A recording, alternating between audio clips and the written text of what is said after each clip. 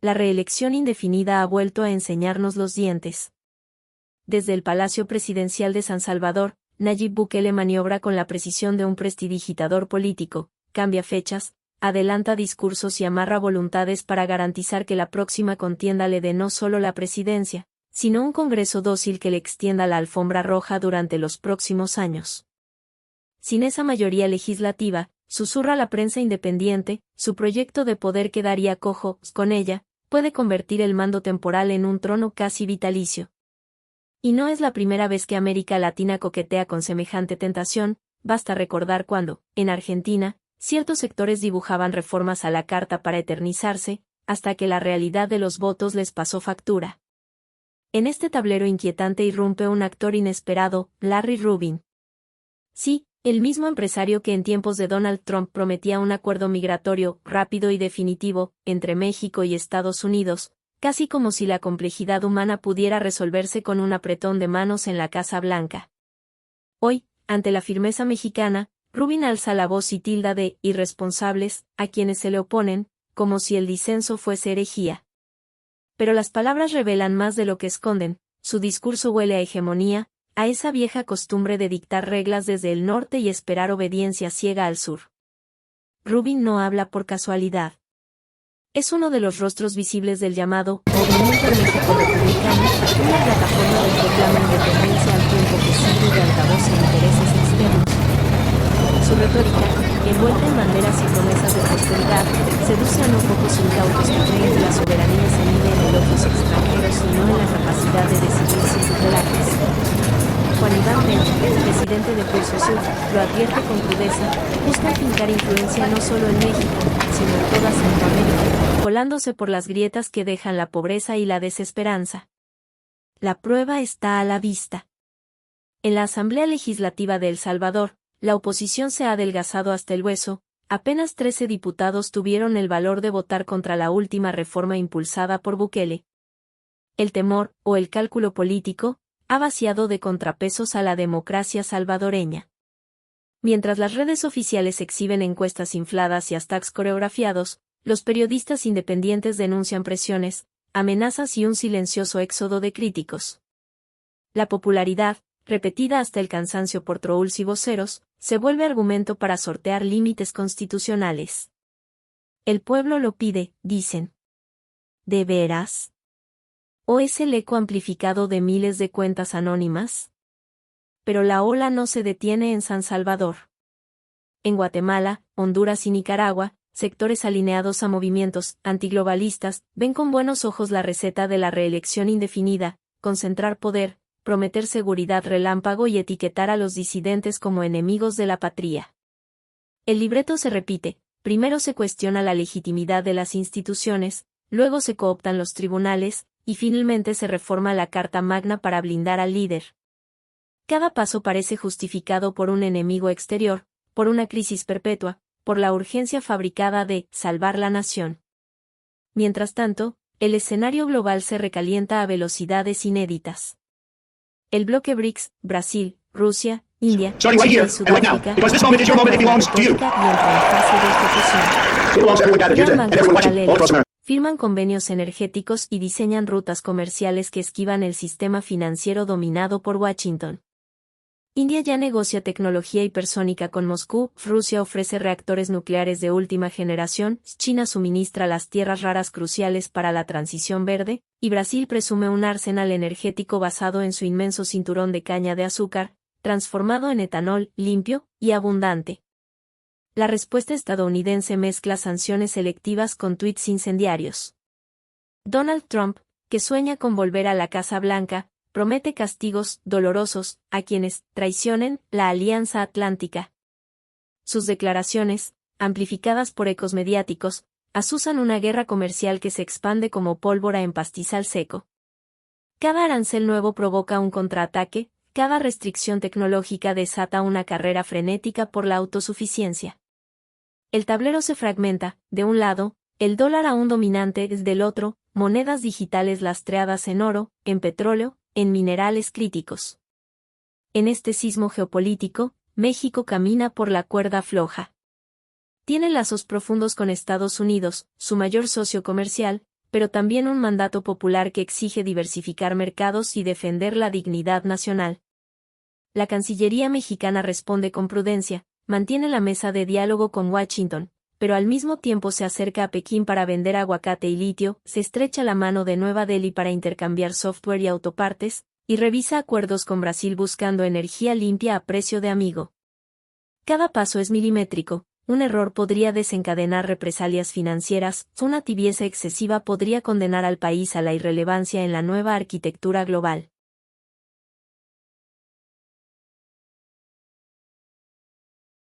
En casa, sin embargo, el principal riesgo no viene de fuera, sino de la tentación interna de replicar el modelo salvadoreño.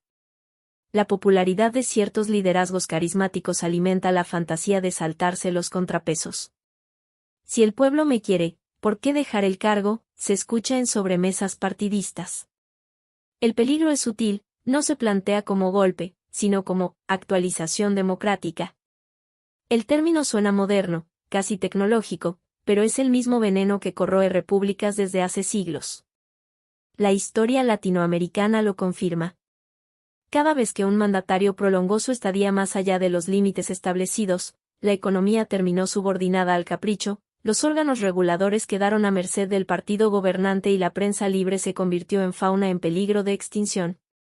Los ejemplos sobran, desde caudillos decimonónicos que se autoproclamaban presidentes perpetuos, hasta autócratas contemporáneos que controlan tribunales con la eficacia de un titiritero experto. El resultado siempre es el mismo: estancamiento, fuga de cerebros, y, tarde o temprano, estallidos sociales imposibles de contener. Por eso el debate que hoy sacude a El Salvador trasciende sus fronteras. Si Bukele consolida su reelección bajo el aplauso popular, y sin observadores que garanticen transparencia, otros líderes podrán invocar el precedente para justificar sus propias aventuras personalistas. Y no hablamos solo de Centroamérica, en Sudamérica, voces radicales ya exploran mecanismos creativos para sortear la alternancia. En el Caribe, pequeños estados temen que la inseguridad y la corrupción abran la puerta a figuras mesiánicas con soluciones sencillas para problemas complejos. Regresemos a Larry Rubin, porque su discurso conecta los hilos locales con las corrientes globales. Al denunciar supuestos nacionalismos destructivos, en realidad legitima la injerencia de corporaciones transnacionales deseosas de recursos y mano de obra barata. La etiqueta México republicano seduce a quienes ven el poder político como negocio y el territorio nacional como plataforma logística.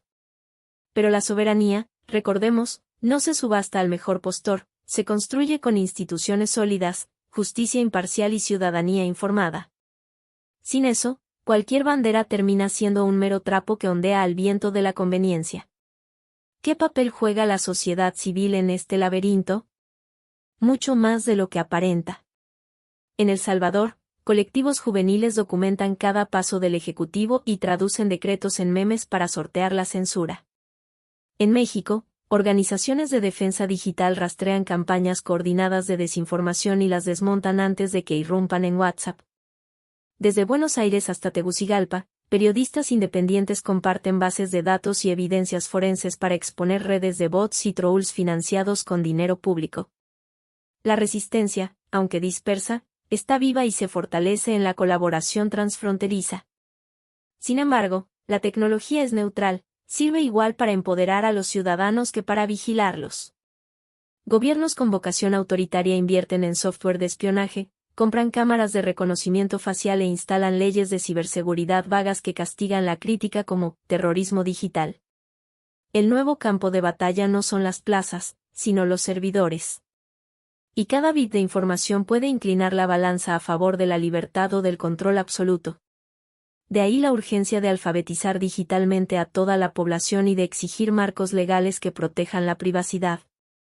Mientras tanto, la economía regional se balancea entre promesas y amenazas. El posible calendario de sanciones de Estados Unidos contra países que profundicen lazos con Rusia o Irán podría golpear inversiones clave en infraestructura. Las refinerías mexicanas, modernizadas con tecnología norteamericana, dependen de repuestos sujetos a licencias de exportación. Las líneas de ensamblaje automotriz en Brasil necesitan chips taiwaneses. Y los puertos de aguas profundas en el Caribe requieren financiamiento chino. Cualquier chispa, Un tuit de madrugada o un embargo relámpago puede quebrar la cadena y dejar a miles sin trabajo en cuestión de semanas. Por eso las cancillerías latinoamericanas tejen redes de contingencia, acuerdan swap de monedas, diversifican proveedores y ensayan rutas alternas de suministro. El futuro ya no depende de un solo socio, sino de la capacidad de moverse en un océano de alianzas fluidas. En esa lógica, el principio de la no reelección ilimitada cobra una nueva relevancia, porque la credibilidad internacional de un país se basa también en su estabilidad institucional. Inversores globales saben que los líderes eternos terminan cambiando las reglas a mitad de partido, y el capital huye ante la incertidumbre jurídica. La otra cara de la moneda es la seguridad. Con el telón de fondo de un mundo más multipolar, las agencias de inteligencia advierten sobre redes criminales que aprovechan la fragilidad política para expandir sus rutas de fentanilo y armas. El Salvador ya exhibe como una estrategia de mano dura, puede reducir homicidios, pero al costo de miles de detenciones arbitrarias y un silencio mediático preocupante. Si ese modelo se exporta sin controles, los derechos humanos quedarán relegados a notas al pie mientras las prisiones rebosan de sospechosos en juicio. Volvamos a la pregunta inicial, ¿qué sigue para América Latina? La respuesta depende de cuán rápido aprendamos a identificar los espejismos. El espejismo de la popularidad sin límites, el espejismo de los salvadores externos que solo buscan contratos, el espejismo del desarrollo express basado en sacrificar libertades a cambio de estadísticas relucientes. Si renunciamos a la memoria, repetiremos el ciclo, caudillo, bonanza breve, crisis, y otra vez a empezar. Pero si entendemos que la alternancia no es un capricho, sino el seguro contra el abuso, podremos escribir otra historia. En México, ese debate no es teórico. Está en la sobremesa de las familias, en los foros universitarios y en las mañaneras donde se decide el tono de la conversación pública.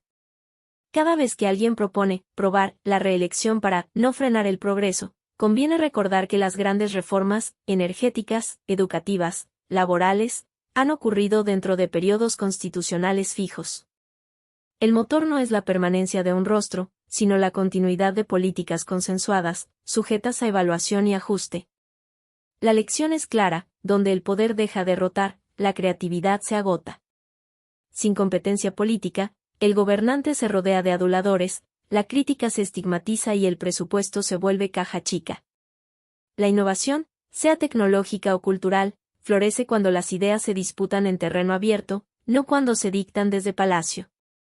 Y esto aplica lo mismo para la inteligencia artificial que para la caña de azúcar brasileña o el litio escondido en el norte mexicano. Cerrar los ojos ante la reelección indefinida equivale a renunciar a la posibilidad de corregir el rumbo. Ningún líder, por visionario que sea, está exento de errores, por eso la Constitución traza límites temporales. Cuando esos marcos se rompen, la línea entre estadista y autócrata se desvanece.